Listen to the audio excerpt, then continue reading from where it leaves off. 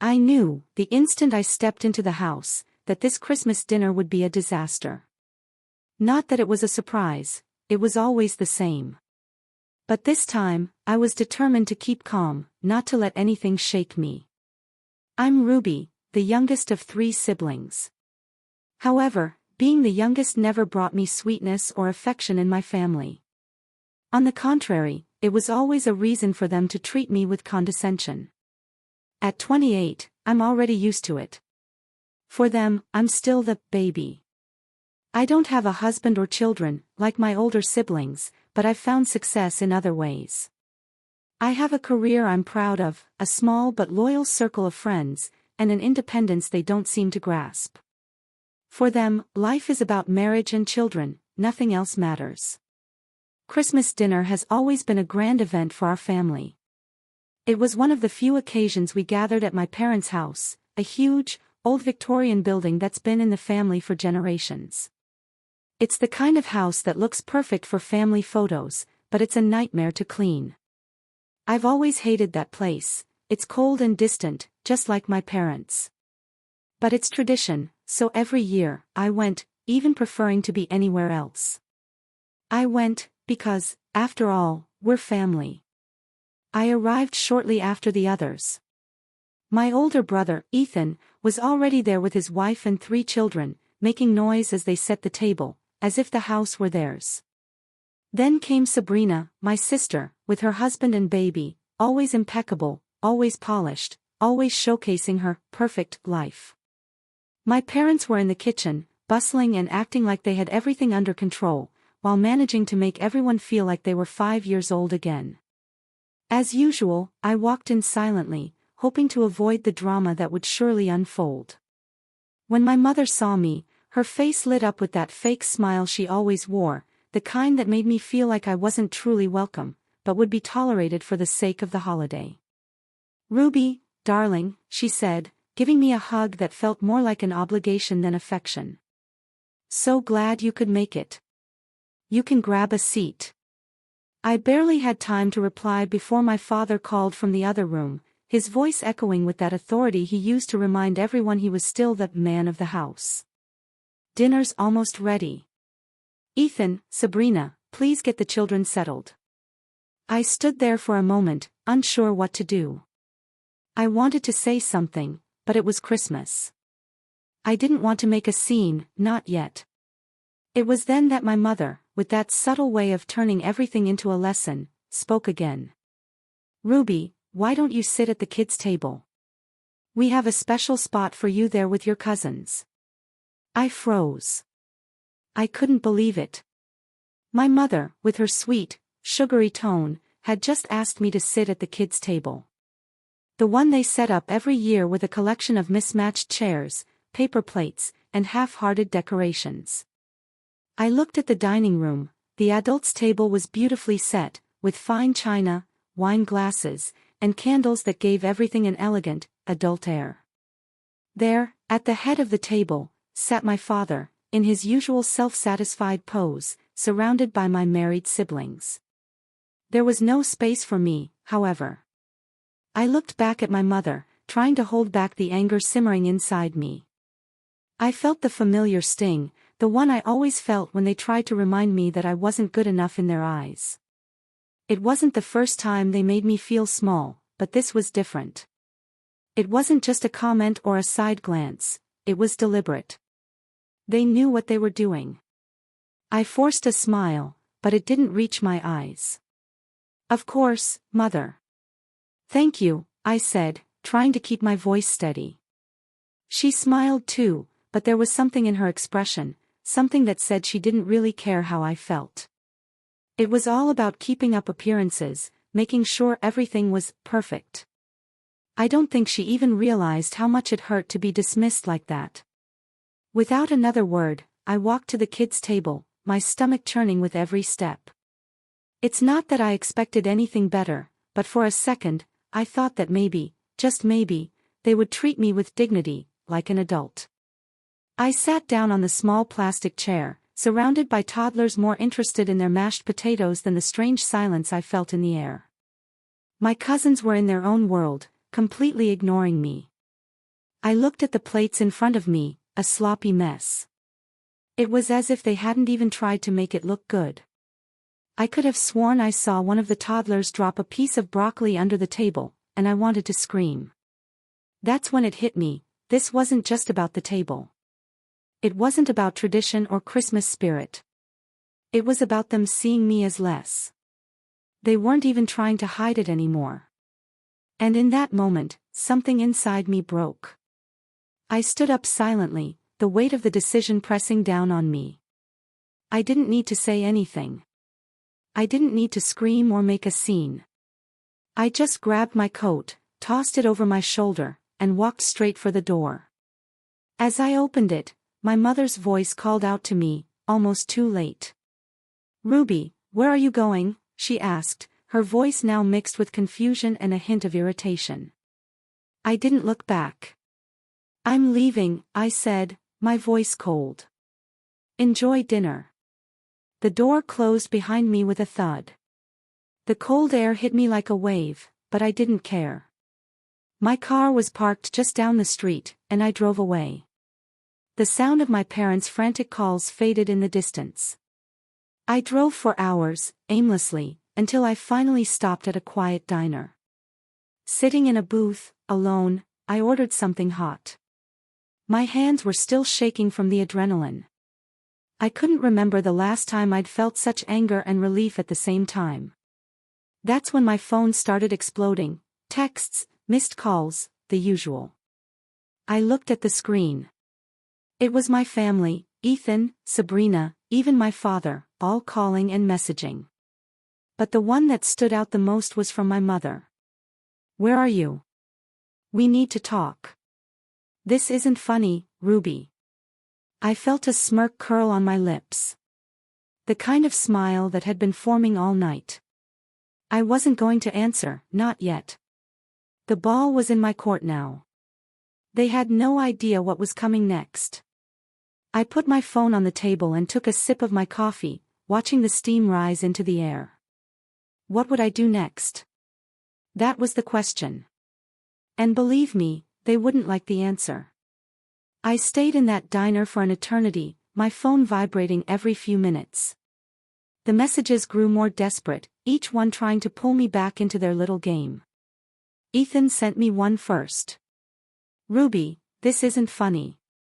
Where are you?" It was followed by another from Sabrina. "Mom is freaking out. We just want you back." Then my father, "Come on, don't act like a child. Get back here." I didn't respond. I didn't owe them an explanation. They had made their choice when they treated me like a second-class citizen at their precious dinner. All I wanted was to be treated like an adult, but instead, they decided I was still the baby who needed to be relegated with the toddlers. After about an hour, I finally picked up my phone to check the messages again. The tension was starting to thicken, as if they were beginning to realize I wouldn't just give in. Then, my mother's message popped up and made my stomach churn. "Ruby, I don't understand why you're doing this. Your siblings are worried and this is ruining Christmas. Don't make this about you. You're being selfish." I stared at the message for a moment, feeling a wave of anger rise again. Selfish? They were the selfish ones. The whole night was about their image, their expectations. I was nothing but a piece in their perfect little puzzle. But to her, I was the problem. Typical. I didn't know whether to laugh or cry at that moment. Instead, I just pressed the block button on her number. She wouldn't manipulate me into feeling guilty, not this time. I took a deep breath, trying to center myself. This wasn't just an impulsive reaction. I had a plan. I had been wronged by each of them, and tonight, I would make sure they knew how much they had messed up. Later that night, after finishing my meal and the adrenaline had subsided a bit, I decided it was time. I opened the family group chat, where they usually vented about everything and anything. There were already a dozen messages about me. "This is ridiculous, she's acting like a child. What's the big deal? It wasn't on purpose. I think she's overreacting.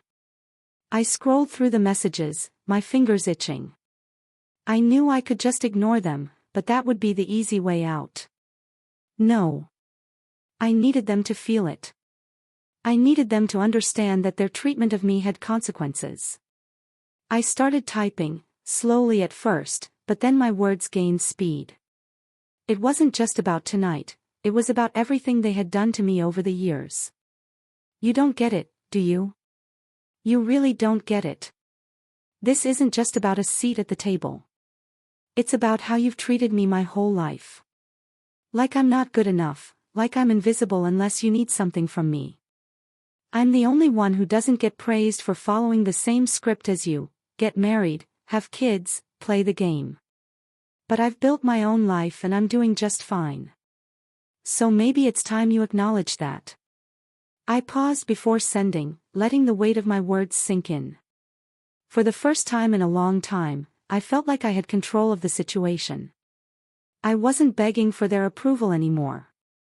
I wouldn't be their project anymore. I pressed send. It didn't take long for the messages to flood my phone, one after another, each message more frantic than the last.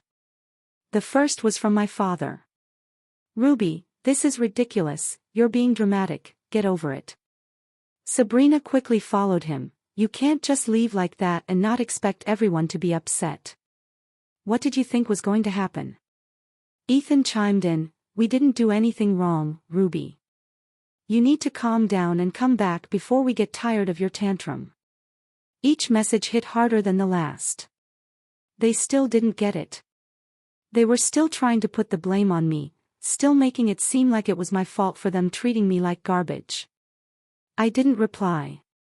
Instead, I did something I'd been thinking about for a while. I opened the Photos app on my phone and started scrolling. There it was, an old picture of our family, taken years ago, before things really started to fall apart. A perfect Christmas photo, with everyone smiling and happy. Everyone, except me. I was there, of course, forced into the picture as an afterthought, but I knew the truth behind the smiles. I knew what had been said, what had been implied in all those years. I took that photo and, without hesitation, posted it to the family group chat. But this time, I added a caption.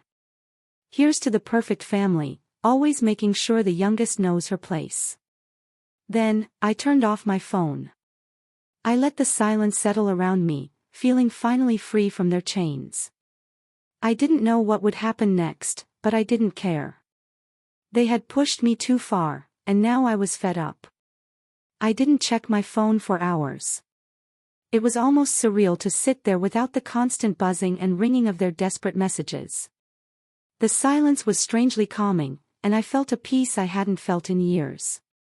For the first time, I wasn't the one trying to appease them. I stayed up late, just thinking. I knew what they would say behind my back, even if they didn't have the courage to say it to my face. My siblings, especially Ethan, probably thought I was overreacting, that I was being the family's drama queen again. But I wasn't. I was tired of playing the role they had written for me, and if they couldn't understand that, well, I'd let them deal with the consequences. Eventually, I plugged in my phone to charge and, with a sigh, checked it again. The notifications were as relentless as I expected, dozens of missed calls, messages ranging from angry to apologetic, but all encoded in an underlying frustration. I scrolled through them all, reading their words with a sense of grim satisfaction. They were falling apart, and I wouldn't make it easy for them to get back together. My mother's message was the longest. "I don't know what's gotten into you, Ruby. You're acting like this is about us, when it's really about you. You can't just run away from your family like this. You're tearing us apart. Please come back. Christmas is ruined without you. This isn't who you are." There it was, the attempt to guilt-trip me, the attempt to twist the situation so I was the villain. They always did this, made me feel like I was the troublemaker for wanting to be treated like an adult. Then, my father's message: "This is childish. We need to talk about this when you calm down." And of course, Ethan added, if you think leaving dinner would make a statement, you're wrong. You're making things worse. You owe us an apology. An apology for what? For standing up for myself, for the first time. For demanding to be seen as an equal in a family that only valued me when it was convenient for them? No. I wouldn't apologize for anything. But then, Sabrina's message came. It was different from the others. It wasn't angry or demanding, it was almost a plea. Ruby, I know you're upset and I understand why, but this isn't the way to fix things. You're my sister and I love you, but you're pushing everyone away. Please come home. We can talk about this. It's Christmas, for goodness sake. I stared at her words for a while. I had always been close to Sabrina. She was the one who stood up for me when the others ganged up on me as a child. But now I wasn't sure if I could trust her again. Not after all she had let slide, all she had silently endorsed when she knew it was wrong. I took a deep breath, my thumb hovering over the screen. I wanted to reply. I wanted to explain to her that I wasn't being a diva or causing drama, that I was standing up for myself, that I was tired of being treated as the eternal child of the family. But no. Not yet. Instead, I typed a short reply, I'll think about it. I sent it and dropped my phone, feeling a pang of guilt. But I shook it off. I knew I couldn't go back to that table, not without a serious change in how they saw me. And I wouldn't let them sweep this under the rug as if it were nothing. The next morning, I woke up to even more messages. Some were from family friends asking where I was. They were genuinely worried, but I didn't feel like explaining myself to anyone who wasn't part of the problem. And then, of course, there was a flurry of calls from my mother. But there was one message that stood out. It was from Sabrina again. Ruby, I've talked to Ethan and Mom. They're very upset, and honestly, so am I. We're family, you can't just isolate yourself from us like this. If you don't come back soon, things will get worse. Please don't make this more complicated than it needs to be. More pressure. More manipulation. And still no understanding of what I was going through. They weren't listening to me. They weren't getting it. I knew what they were doing, what they always did. They were trying to guilt-trip me into coming back, trying to make me feel like I was the cause of all the problems, when, in reality, the problem had always been their refusal to see me as anything more than the youngest child. I picked up my phone, opened the group chat, and stared at the screen. My fingers hovered over the keyboard as I debated what to say. I wanted to make a stand, to make them understand exactly why I was fed up with their treatment. But the truth was, I wasn't sure if I was ready to go back yet, not until I was sure they had changed, until I was sure they saw me for who I really was. And then, my phone buzzed again. This time, it was from my father. Ruby, we need to talk. You can't keep running. You're going to regret this. It hit me like a brick. The same words, the same guilt-tripping. I could feel the tension building, as if the walls were closing in around me. But I didn't reply. Not yet. The day dragged on, and with each hour I felt the pressure of their messages, their calls, their attempts to pull me back into their orbit. But no matter how many times my phone vibrated, I kept my distance. I had made my choice, and I wouldn't let them bully me back into the role they had assigned me. As night approached, I found myself sitting alone, staring at the empty chair in front of me, where I would have been sitting if I had gone back. A part of me, an old part, wanted to give in, to go back and make amends. It was Christmas, after all, a time for family, for togetherness. But I couldn't shake the feeling that if I went back now, it would be like admitting that I wasn't worth fighting for, that all those years of being sidelined were okay, that they were right and I was just being dramatic. I thought about the picture I posted in the group chat, the one where I was forced to smile, pushed to the side as if I were an afterthought. That picture had said everything I needed to say. I wasn't just upset about tonight, I was upset about all the years they had treated me this way, every birthday, every holiday, every family gathering where I was relegated to the background, never given a voice. They thought I would just give in and accept it, as I always had. But not this time. And then, the phone rang again. This time, it was my mother. I hesitated, my finger hovering over the decline button. But something inside me told me to answer. Maybe I was finally ready to hear what she had to say, or maybe I was just curious to see how far they would go to make me feel guilty. I took a deep breath and pressed the green button. "Ruby," my mother's voice came through, sounding tired, exasperated. "We need to talk. This has gone on long enough." I remained silent, letting the words hang in the air. She waited for me to respond, but I said nothing. "Look," she continued, "we're family. You're making this more complicated than it needs to be. I don't know what's gotten into you, but you're pushing everyone away. Your father is upset, Ethan is upset. Sabrina." She paused, clearly trying to gather her words. "I'm upset, Ruby." I almost laughed. They were upset. After all they had put me through, they had the audacity to say that. I felt the old anger bubble up, but I swallowed it, not wanting her to see how much it still affected me. "I'm not pushing anyone away, Mother," I said, my voice calm but firm. "I'm just not playing your game anymore. I'm not going to sit at the kids' table, be treated as invisible, and pretend it's all okay." She was silent for a moment. I could almost hear her processing my words, trying to figure out how to turn the conversation back to blame. "You can't just leave us like this. Your father is trying to make Christmas special. The whole family is here. It's not just about you, Ruby," she finally said, her voice almost pleading. "You're breaking up the family, you know. I've spent my whole life trying to make everything work, trying to fit into the mold you created for me, but no one ever saw me, did they?" I retorted. "You didn't want me as an adult, Mother.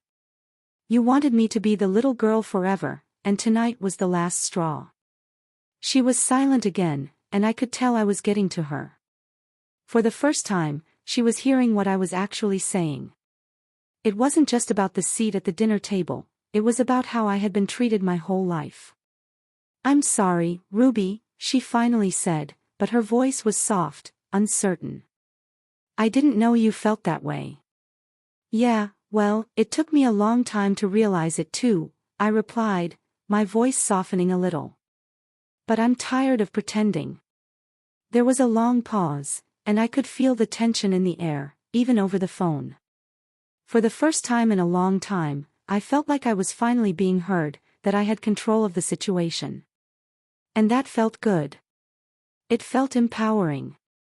"Finally," she sighed. "I understand. I really do. But I'm still your mother, and I just want us to be a family again." I let her words hang in the air for a moment. There was a time when I would have rushed back to them, desperate to make everything right. But I wasn't that person anymore. I had learned the hard way that they would never change unless I forced them to see me as an equal. "I'll think about it," I said, repeating my earlier reply, but this time it was different. It wasn't about me giving in. It was about me taking my time. It was about them realizing that I wasn't just an afterthought, that I wouldn't let them drag me back into their toxicity without change. "Okay, Ruby," my mother said softly. "I hope you come back soon. I just want you to be happy." I hung up the phone and leaned back, taking a deep breath. It wasn't over. It wasn't a clean, perfect resolution. But for the first time in a long time, I felt like I had taken control of the situation. I wouldn't let them walk all over me anymore. And maybe, just maybe, they would finally see me for who I really was. I put my phone on the table and looked out the window, watching the snow fall softly in the darkness. I didn't know what the future held, but for the first time in years, I felt like I was finally free. And as for Christmas, it wasn't ruined, because, for the first time in my life, I would take care of myself. The rest could wait. As I sat there, letting the snow fall softly outside, I couldn't help but wonder, did I do the right thing? Or did I simply run away from something that could have been fixed? One thing I know, I did what my heart told me to do, and I was happy with that. Thank you for listening to Ruby's story. If you've also felt belittled and left out, remember that no one has the power to define who you are, only you have that power. No matter how much others try to put you down, you are good enough and you don't need anyone's approval. If you liked this story, please like and share so more people feel heard, and subscribe to the channel for more liberating stories.